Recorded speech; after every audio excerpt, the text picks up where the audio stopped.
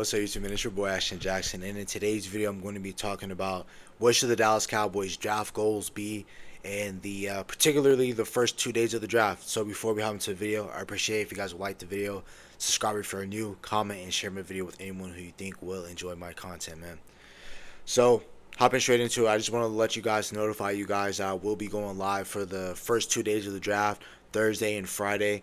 So the draft happens on Thursday, Friday, and Saturday. Those are the first 3 days of the draft. As most of you guys know that have been following my channel, I do go live on the primarily those first 2 days.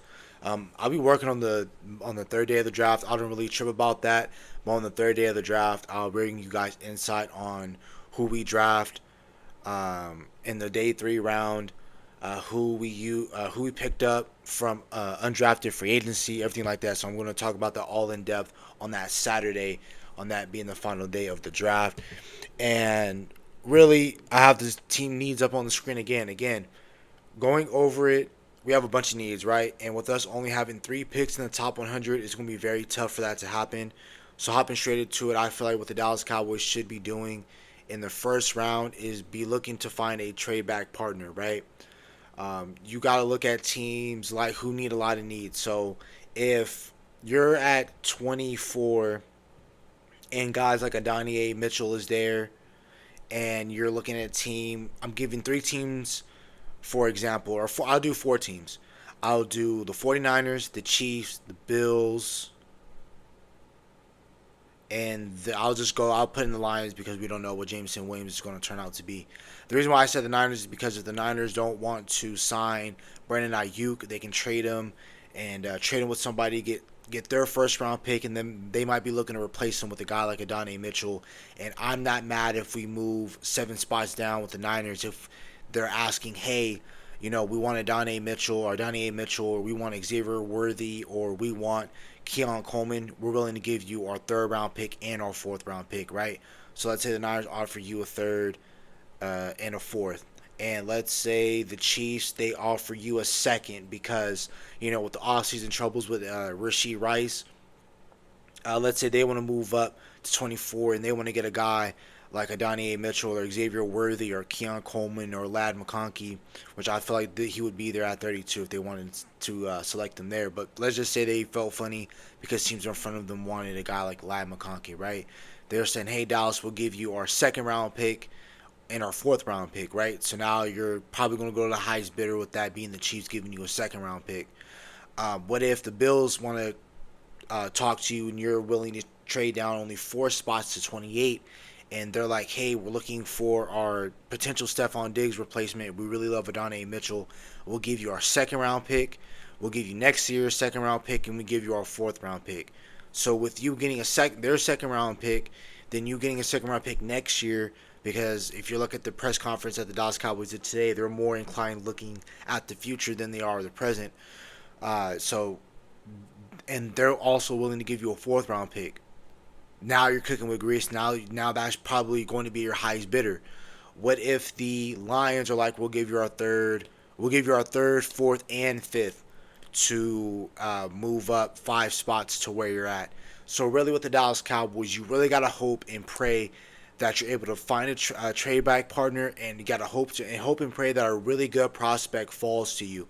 Because if a guy, like I said, Adonai Mitchell, or if another really good receiver, like let's say Brian Thomas, is potentially available to you at 24, you got to hope and pray that a team like the Bills, any of the teams behind you basically, so Green Bay, Bucks, Cardinals, Bills, Lions, Ravens, Niners, Chiefs, you got to really hope that they fall in love with one of these prospects that are available to you at 24, to where you can get a mini haul from them and get a lot of picks. Again, remember, you have 7 needs: offensive tackle, center, running back, linebacker, edge, D tackle, depth at receiver. So you have 7 spots where you need to get you need 7 players really, but out of that 7, you need 4 starters, because you need a center, you need a starting left tackle, you need a starting running back, you need a linebacker to pair with Eric Kendricks in case DeMarvin Overshown isn't ready, and you're probably going to add depth rotation at edge and defensive tackle. So you need at least 6 players, right? So if you can get the more picks you can get within the top 100 is the better, right? So, of course, you got to hope and pray that somebody falls in love with some of these prospects. And another goal I feel like the Dallas Cowboys should be looking at is to trade back twice in this draft class. If you're able to trade back twice, whether that is one time in the first, one time in the second, or twice in the second, or twice in the first, which I feel like if you trade back twice in the first, I feel like you can get a lot of draft capital, and I feel like you can pick anywhere between 5 or 6 times in the top 100, and that will more than likely take care of your needs that you have at your main positions. So let's say again you move down 4 spots to where Buffalo is because they love Adonai Mitchell or Xavier Worthy or a guy like Keon Coleman or a guy like Brian Thomas Jr. if he is available. Let's say you move back 4 more spots, you move back down to 32, or you move back down 3 spots to the Niners because they really like somebody, right? You can accumulate third-round picks, and who knows, you might end up having an extra second and extra third. You might end up having 3/3, right? Or 3/3, and then probably some mid-round, fourth-round, or fifth-round picks. So if you're the Dallas Cowboys, you have to be real savvy. I know we're not savvy, but if we're able to trade back at least once and pick up an extra third, I think the Dallas Cowboys will be picking up the phone and really would be eyeing that to trade back. So you have that going for you. Also, the third option for the Dallas Cowboys is if best player available to you is at 24, take him. If a guy like Johnny Newton's available to you, take him. You need help at the defensive tackle spot, and that's one of your needs. So that's the only spot where I feel like if in the first round, I don't mind the Dallas Cowboys sticking and picking. If they want a guy like if a guy like Byron Murphy is available, if Johnny Newton's available, Cooper DeJean. Now I understand some of you guys might look at me sideways like, why Cooper DeJean? He's a corner slash safety hybrid. To me, he's a corner, and you don't know what Trayvon Diggs is going to look like when he comes back off of injury. What happens if he's not the same coming off the ACL? Because now you have two people with you have 2 seasons worth of sample size to let you know that players recovering from that ACL injury mentally just isn't the same. Michael Gallup hasn't been the same since returning from the ACL. That's why he's going to be a post-June 1st cut.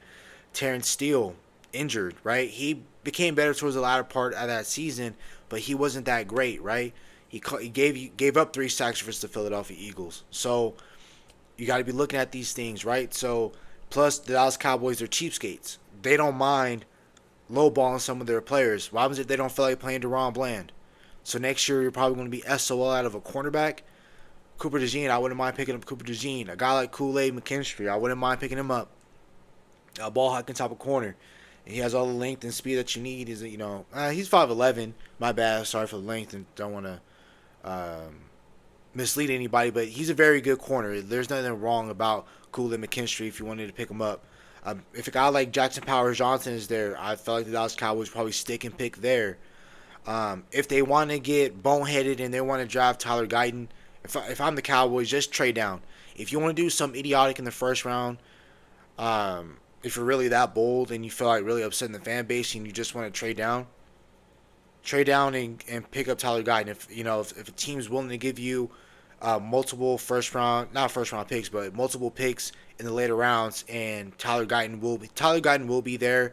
I see him as like a end of the day first round, but definite 30 or 40 pick selection type of guy. I feel like he's going to be there early in the second. So if you're going to be that bold, just trade down and pick up a guy like Tyler Guyton. If you're going to do that, I will be upset, but the Dallas Cowboys are going to do them. I can't stop them from doing anything. So if they want to pick a guy like Tyler Guyton, trade back and do that.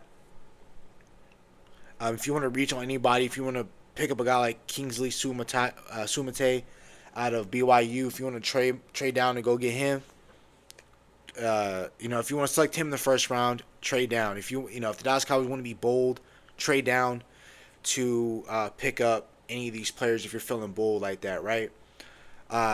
Their goal for day 2, if they take care of day 1 right and they trade back at least once, they'll probably have another pick to benefit them in the second round.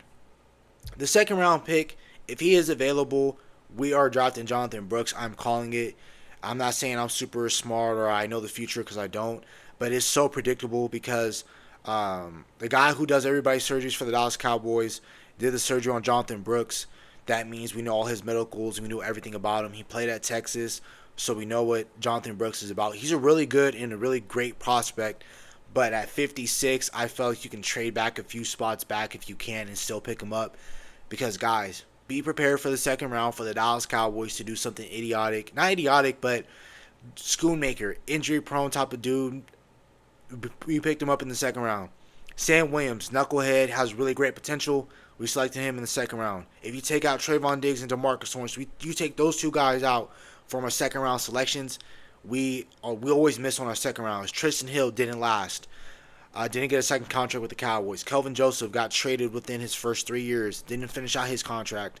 So you gotta look at it in the second round. That if you're gonna do something, bold, and you're trying to be smarter than the room that we normally try to do, trade back in the second round, pick up a couple extra picks, and still get your guy in Jonathan Brooks. Or pick up another running back, Braylon Allen, Trey Benson, if some of those guys are available, because we so desperately need a running back. That's another reason why I felt like we're going to pick up Jonathan Brooks, because we need a running back, and Dallas Cowboys trying to get ahead of the curve on that. So, we'll see. Day 3, if you take care of day 1 and day 2, you have a lot of picks accumulated between the 4th, 5th, and 6th round. Try double dip at some positions. Try double dip at possibly running back, linebacker, wide receiver, if available. If a guy like Jermaine Burton's available to you. Javon Baker, if he slides that far, I don't think he will. But if he's there, I wouldn't be mad. Let me look at some of the other wide receiver prospects. If a guy like Ricky Pearsall is available to you in the 4th round, pick him up. Tez Walker, pick him up. Jalen McMillan, pick him up. Malik Washington, I wouldn't be mad at him at all. Brendan Rice, Jacob Cowing. Those are guys I feel comfortable with day 2 or day 3 if they're available. So if you're the Dallas Cowboys, take care of business. Be business savvy. I'm not holding my hopes out. I am going to have a mock draft where a doomsday scenario, if the Dallas Cowboys stick and pick at every single round, we have to understand that in this draft, if we stick and pick or we're not that savvy with our picks, there is going to be a position of the 7 that I named, with that being offensive tackle, center, linebacker, running back, defensive tackle, wide receiver, edge. You're going to mess around and possibly not draft one of those positions. So that's what the exercise of the 7-round mock is going to be for me when I do my 7-round mock for the Dallas Cowboys, and that'll be my final mock for the year. So that's about it for the video. Hope you guys have a nice day. Stay safe, stay blessed. Bye.